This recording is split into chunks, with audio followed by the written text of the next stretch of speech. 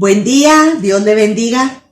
Nos alegra poder saludarle y estar ya listos para este nuevo estudio, el cual creemos va a estar muy interesante, como lo anunciamos en el estudio pasado. En primer lugar, explicamos que aunque ya estábamos en el tercer cielo, en espíritu y en alma, había necesidad de venir por el cuerpo.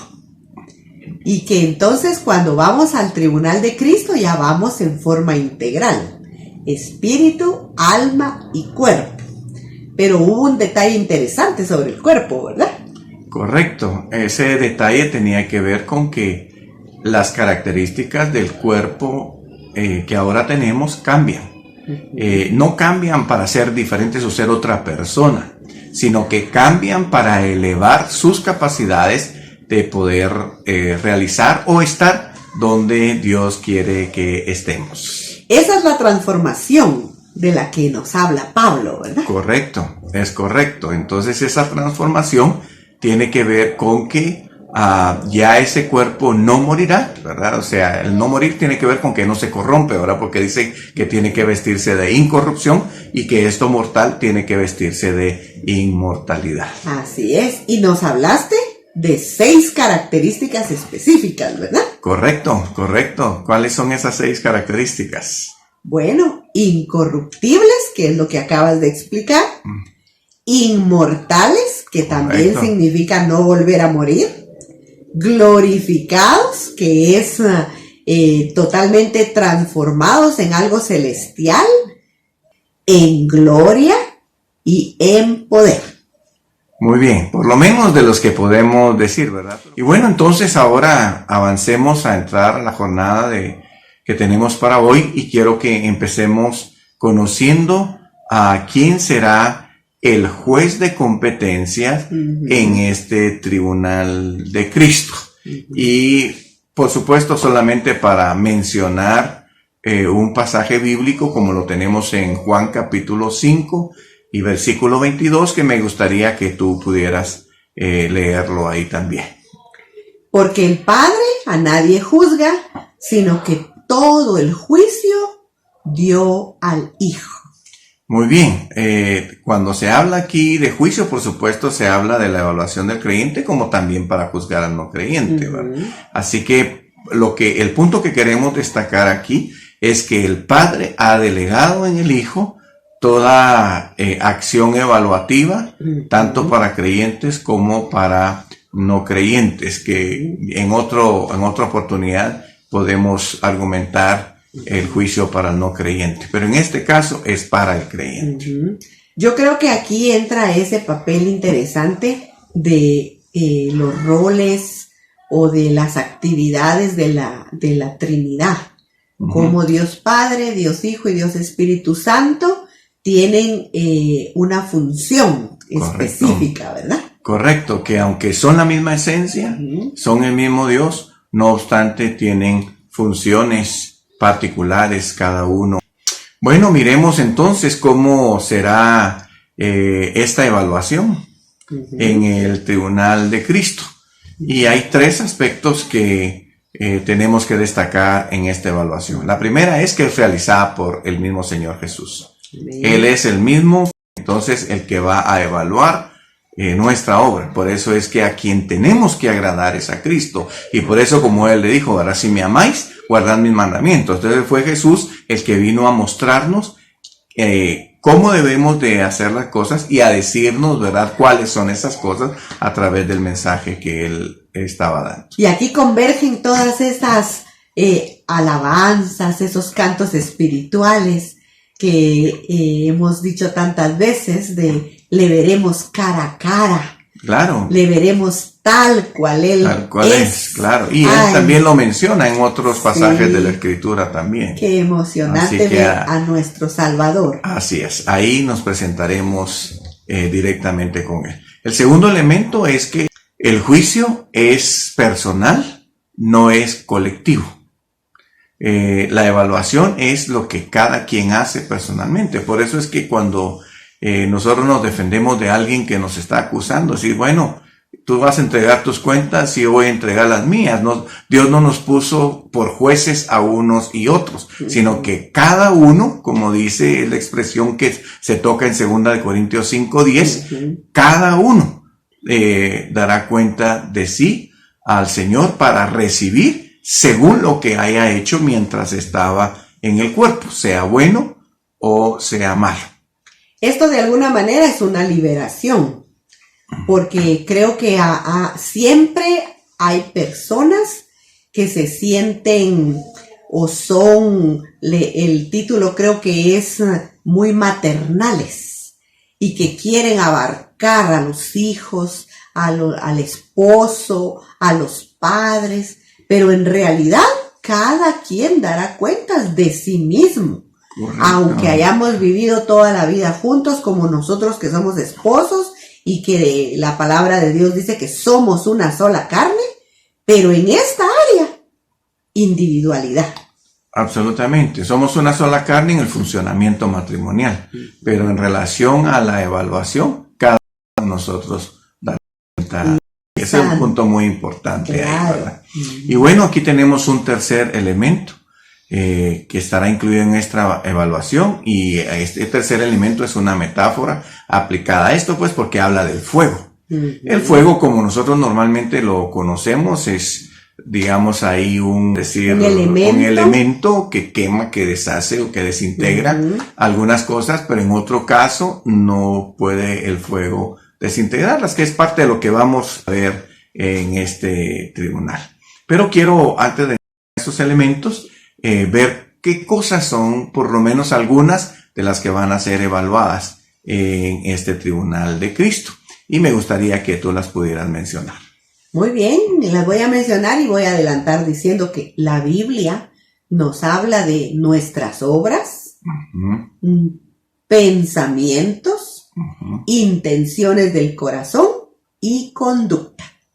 Muy bien, por lo menos ahí tenemos 4 aspectos importantes evaluativos, que a veces nosotros sí ponemos la atención en las obras y en la conducta. La conducta es mucho más allá de las obras, porque las obras tienen que ver propiamente con las acciones que se realizan a favor de otros, mientras que la conducta tiene que ver propiamente con lo que nosotros hacemos con nosotros mismos. O con forma de vida. Forma de vida.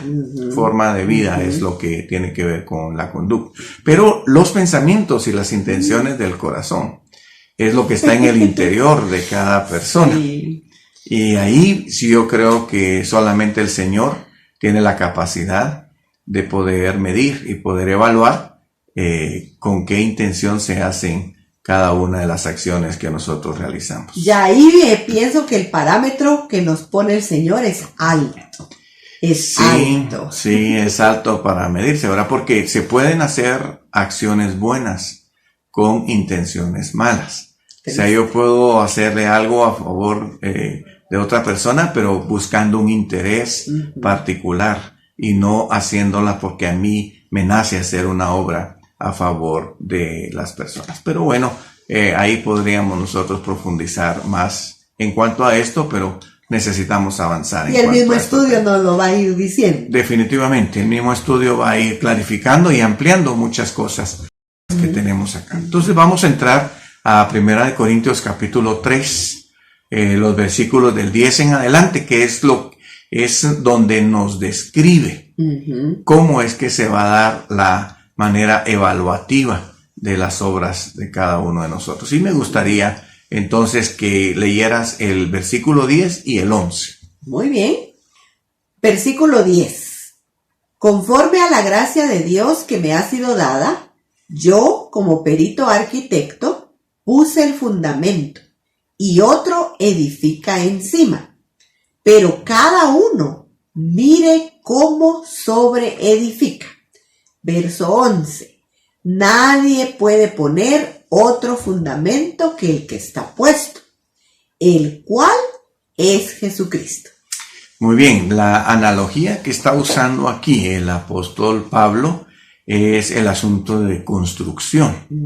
Y él se presenta como el perito arquitecto, o sea, el que está trazando, se puede decir, los parámetros de construcción acá fue a él a quien el Señor eligió para que fuera el transmisor del Evangelio. Y ya vamos a tocar algunos detalles con respecto a esto también. Pero él dice, yo pongo el fundamento y otro es el que edifica. O sea, yo soy el que les digo qué es lo que tienen que hacer, pero son ustedes los que tienen que hacerlo. Es lo que el apóstol Pablo estaba mencionando acá. Y ya el 11 entonces ya va a especificar en qué consiste este fundamento. Entonces él dice, nadie puede poner otro fundamento que el que está puesto. Entonces ya determina quién es el fundamento, el cual es Jesucristo. Entonces, aquí prácticamente va a determinar sobre qué base se van a evaluar estas obras. Esa palabra que usaste me gusta porque a veces cuando oímos fundamento, como no todos somos constructores, a veces no muy captamos de qué se trata, pero esa palabra, la base de todo, creo que clarifica. Exacto, y es lo que nos dice el versículo 12, que me gustaría que lo leyeras también, por favor. Si alguien edifica sobre este fundamento con oro, plata y piedras preciosas, o con madera, heno y hojarasca. Bueno, aquí empieza diciendo el texto, si alguien edifica sobre este fundamento. El único que puede edificar sobre el fundamento que es Cristo es el creyente. Es una de las cosas que tenemos que determinar, que la evaluación que se va a describir aquí en estos textos no tiene que ver con no creyentes, porque el no creyente no tiene a Cristo Jesús como su Salvador, no lo tiene como su fundamento, no lo tiene como su Señor. Entonces, las obras de las que está hablando aquí, o los aspectos evaluativos de los que está hablando aquí, tiene que ver específicamente con creyentes. Ahora, aquí se nos presentan dos clases de material, podríamos decirse, aquí, para ser evaluados. Entonces, nos presentan los primeros tres, que nos habla de oro, plata y piedras preciosas. Ese es un tipo de material de obra. Pero luego viene la madera, el heno y la hojarasca, que ese es otro tipo de obras y que van a tener un efecto diferente cuando son pasadas por el fuego. Y me gustaría entonces ahí que pudieras leer el versículo 13. La obra de cada uno se hará manifiesta, porque el día la pondrá al descubierto, pues por el fuego será revelada. La obra de cada uno, sea la que sea, el fuego la probará. Bueno, la metáfora es bien clara porque es bien imaginativa. El hecho de que este tipo de obras van a ser puestas en el fuego. Es decir, bueno, vas a agarrar oro, una obra, digamos, calificada como oro, la metes al fuego. ¿Qué pasa, digamos, con el oro cuando se somete al fuego? ¿Qué pasa con la plata cuando se somete al fuego? ¿Y qué pasa con la piedra preciosa que se somete al fuego? Es un material que no se consume con el fuego. Pero ¿qué pasa si ponemos en el fuego la madera, el heno y la hojarasca? Se desaparecen. Totalmente, la hojarasca es la hoja seca, ¿verdad? Le ponemos un fueguito e inmediatamente se consume, se deshace la obra. Entonces, una de las cosas que tenemos que tener claras es que dentro de la obra del Señor, todos los que estamos de alguna manera edificando, construyendo, haciendo una obra sobre el fundamento que es Cristo, tiene una evaluación de saber si esa obra se está haciendo con las condiciones o el material correcto. Sí. Correcto. Sí, interesante. Sí, porque muchos podemos estar sirviendo en la obra, pero ¿qué tipo de obra estamos haciendo dentro del Evangelio? Claro. Y la pregunta surge, ¿verdad? ¿Cómo yo sé entonces cuándo construyo una obra o cuando hago una obra de oro, plata, piedra preciosa o cuando hago una obra de madera, heno y hojarasca. Estos son los puntos que todavía vamos a desarrollar posteriormente a la explicación que nos está dando el apóstol Pablo en 1 Corintios capítulo 3, los versículos dice el 14 y el 15, por favor. Si permanece la obra de alguno que sobreedificó, él recibirá recompensa. Si la obra de alguno se quema, él sufrirá pérdida, si bien él mismo será salvo, aunque así como por fuego. Bueno, aquí entonces tenemos 3 puntos importantes, sobresalientes en lo que el apóstol Pablo está mencionando. El primero es que en el versículo 14 nos dice, si permanece la obra de alguno que sobreedificó, recibe recompensa. Ese es el primer elemento que tenemos aquí. Entonces, ¿cuál es la obra que permanece? La obra de oro, de plata y de piedras preciosas. La que permanece. Esa es la que permanece expuesta al fuego. Y es más, podríamos decirse que en lugar que se desintegre, estos materiales se purifican con el fuego. Salen refinados con el fuego. Entonces hay recompensa. El segundo elemento que tenemos aquí, el segundo aspecto, es que en el versículo 15 nos dice que si la obra de alguno se quema, él sufre pérdida. Y aquí quiero aclarar algo porque algunos creen que la pérdida tiene que ver con condenación. O sea, incluso digamos cuando nos habla en 2 Corintios 5:10 que cada uno va a evaluarse según lo que hizo en el cuerpo, sea bueno, sea malo. Entonces algunos dicen, lo bueno es vida eterna y lo malo es condenación. Esto no es así. ¿Verdad? Lo que tenemos aquí es sencillamente que la obra que alguien hizo dentro del evangelio, dentro del reino, que no tiene validez, que no tiene un reconocimiento, sencillamente no recibe ningún premio. La pérdida es que no recibe ningún premio. Incluso quiero relacionarlo porque también dije que cuando tocamos el pasaje de 2 Corintios 5:10, donde nos dice que cada uno tendrá que presentarse ante el tribunal de Cristo para que reciba lo que hizo en el cuerpo, sea bueno o sea malo.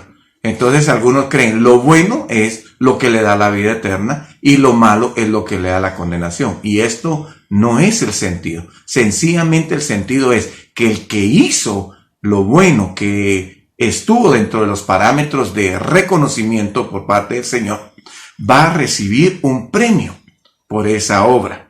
Pero el que no hizo las cosas con respecto a las formas o los parámetros que la Biblia lo estableció, entonces sencillamente no recibe premio. Porque incluso el tercer elemento que nosotros tenemos aquí en la parte final nos dice, si bien él mismo será salvo, aunque así como por fuego. Entonces el salvo como por fuego lo podemos ilustrar de 2 maneras. Es como que estuviera agarrando fuego, digamos, el lugar donde estamos y todos empiezan a salir y el último por poquito y se chamusca. Sí. Esa es la metáfora o la manera ilustrativa en que se está usando el texto. Pero otra forma que podríamos usar ilustrativamente es la de un estudiante. Cuando vemos que el estudiante puede ganar con 60 puntos como puede ganar con 100. Pero el que gana con 60 podríamos decir, o decimos nosotros, ganó raspadito. Por 1 punto y se queda. Pero el que ganó con 100 gana sobrado. Ahora también, por ejemplo, el que gana con 60 puntos no tiene ningún reconocimiento. Sencillamente aprobó el grado, aprobó el examen o aprobó la materia. Pero el que gana con 100, con 95, 98, tiene el reconocimiento de ser un buen estudiante. Incluso en los establecimientos tienen que le dan un cuadro de honor, le dan el ser abanderado, le dan medallas, le dan diplomas, todo de buena conducta, pero hay un reconocimiento. Ese es el sentido que tienen estos textos. Qué bonito, interesante, y son buenas todas estas aclaraciones, porque como bien lo dijiste, a veces caemos nosotros en o lo blanco o lo negro. Eso lo dijiste en el estudio pasado. Correcto. Que todo lo arreglamos con sí salvo, no salvo. Pero la vida cristiana y lo que Dios ha ido preparando para nosotros va más allá de solamente esto. Claro. Hay toda una serie y me encanta que Pablo, Dios le haya dado esa inspiración para irnoslo revelando de esta manera tan didáctica, sinceramente, donde podemos imaginar y ver los ejemplos de lo que nos están diciendo con claridad.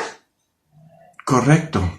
O vemos en las ilustraciones que tenemos con el fuego, cuando la hojarasca o la madera o leno son sometidas al fuego, pues definitivamente estas se consumen, a diferencia del oro, las piedras preciosas. Y el salvo como por fuego, que es el que llega sin ningún premio, sin ningún reconocimiento. Por eso es que creo yo que sí podríamos decir que vale la pena vivir una vida comprometida Amén. Con el Señor, y que vale la pena también que usemos todos nuestros recursos y capacidades para ponerlas al servicio del Señor. Es algo de lo que vamos a ir mencionando con respecto a cómo yo puedo identificar el mero reconocimiento.